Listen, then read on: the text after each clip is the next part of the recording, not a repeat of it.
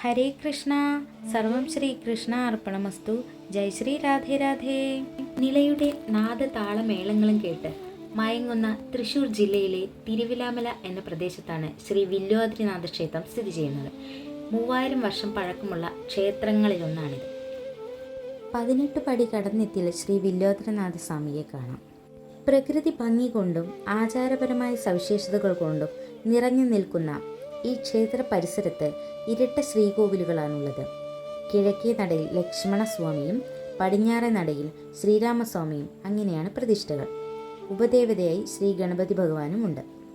4 അമ്പല ദർശനം ലഭിച്ച പുണ്യമാണ് ഈ ക്ഷേത്രം സന്ദർശിച്ചാലും ദർശിച്ചാലും.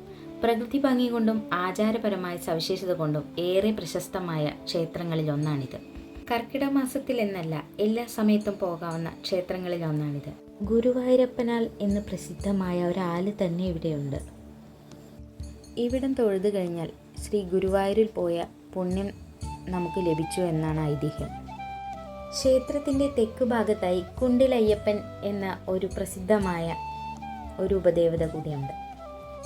വിദ്യയ്ക്ക് അഭിവൃദ്ധി ഉണ്ടാക്കുവാനും ആഗ്രഹ സഫലീകരണത്തിനുമായി നമ്മൾ സരസ്വതി പടിയിൽ രാമമന്ത്രം ചൊല്ലി 11 തവണ ശ്രീരാമസ്വാമി ഉപയോഗിച്ച ഓടുകൾ ഉപയോഗിച്ച് അടുക്കി വയ്ക്കാറുണ്ട്. ഹനുമാൻ സ്വാമിക്ക് ഏറെ പ്രസിദ്ധമായ അമ്പലങ്ങളിൽ ഒന്നാണിത്. ഇപ്പോൾ ശിവേലിയുടെ സമയമാണ്. നമുക്ക് ഭഗവാനോട് അകമഴിഞ്ഞ് പ്രാർത്ഥിക്കാം. ഹരേ രാമ രാമ രാമ ഹരേ ഹരേ, ഹരേ കൃഷ്ണ കൃഷ്ണ കൃഷ്ണ ഹരേ ഹരേ.